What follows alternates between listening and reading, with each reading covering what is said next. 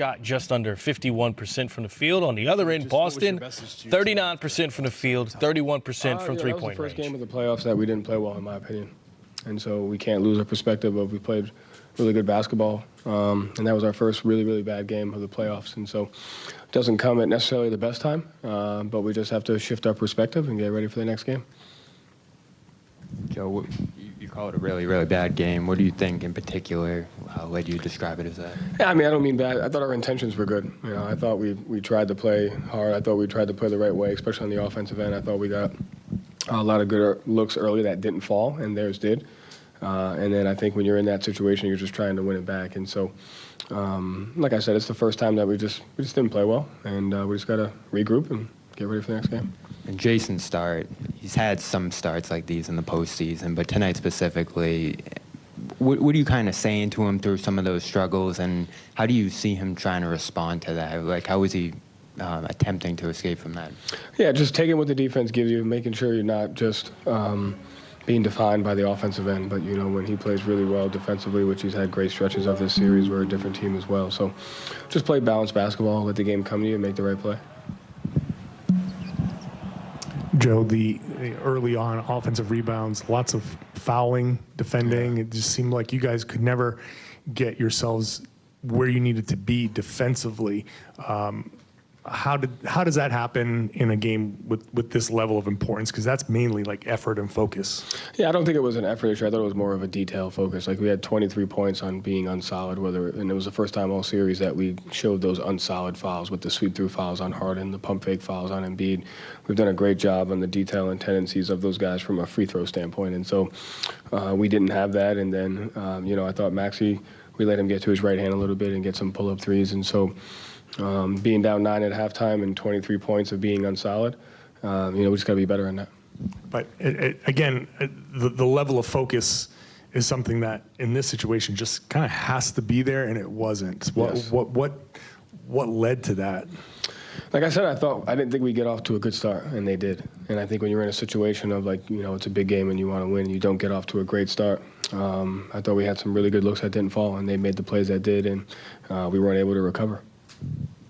Hey, Coach. So the Sixers shot like 65% in the paint today, and there were quite a few easy floaters and layups, and the help were a little late. And my question is, like, are you looking to, you know, change up your defense, emphasize next game at Sixers? I mean, we'll take a look at it and see what adjustments we need to make, what points we're willing to live with, which ones we're not, and then, you know, make the necessary adjustment.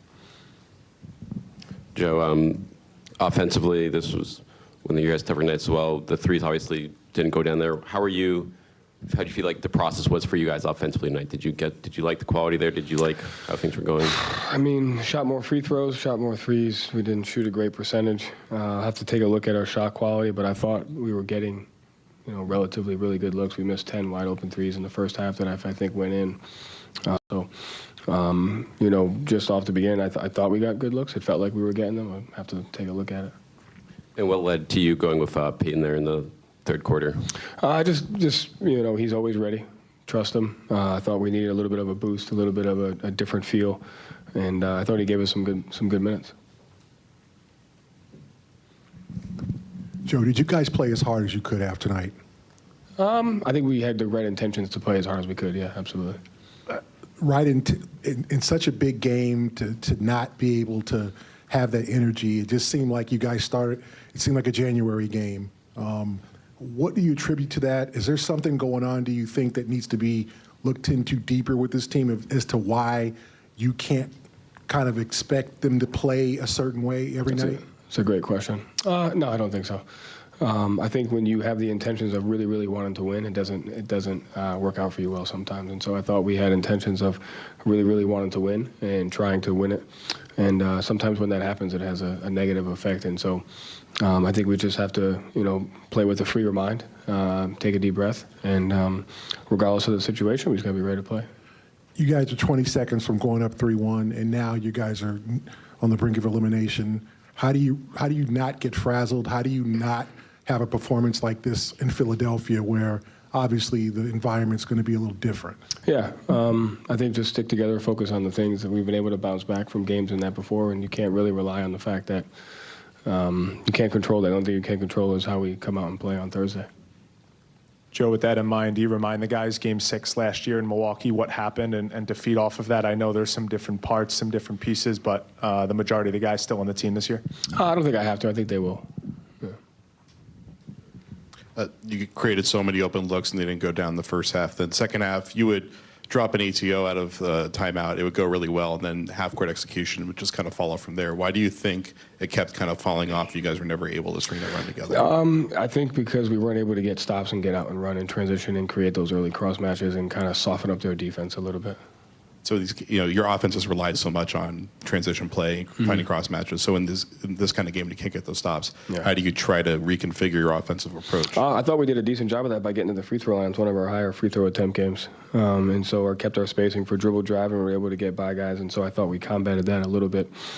Still thought we missed some open looks in the second half as well. But if you're not able to get multiple stops in a row, get out and get easy ones, it's going to put a lot of pressure on your half-court offense.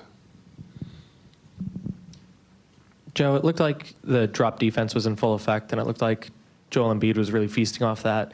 You've talked about staying steady rather than making in-game adjustments sometimes with this group. Was that a conscious effort to kind of continue to give Embiid those kind of open looks, or were they generating those looks? So a lot of that has to do with how you're playing offense. And so if you're not playing offense and getting out and running, then those ones are hard to stop, because then you're deciding what you're going to give away. And we've been beaten by threes on their bench guys, and we've been beaten by Harden's threes. And so when you don't get out in transition and you don't knock down those early looks, then those pull-up twos that can be uncomfortable at times. And so I think it's more about the well-balanced game of we have to get out and transition, we have to knock down open shots, and then it takes less pressure off of our half-court defense. Joe, we know what's done is done, and Game 1 went how it went, Game 4 went how it went, but does missing out on those opportunities to get a win in either of those games, how much pressure does that put on you guys now, and how much is there any level of regret or anything there with those games? There's no level of regret. Pressure is pressure in ourselves as individuals and as a team, and at the end of the day, nothing you can do about it right now. This is the situation that we're in, and the more we spend time worried about that, then we'll definitely won't be able to come out and execute. We shift our minds towards what we can control and kind of the situation that we're in and what we need to do to execute. That'll give us the best chance. Joe, do you think there was any carryover from the disappointment of losing Game 4 the way you guys did into tonight? I can't speak for them. I'm not sure. Maybe a little bit. Obviously, the emotional up and down of a playoff series can kind of have that effect on it, and so it could have. Thank you, Joe. Thank you.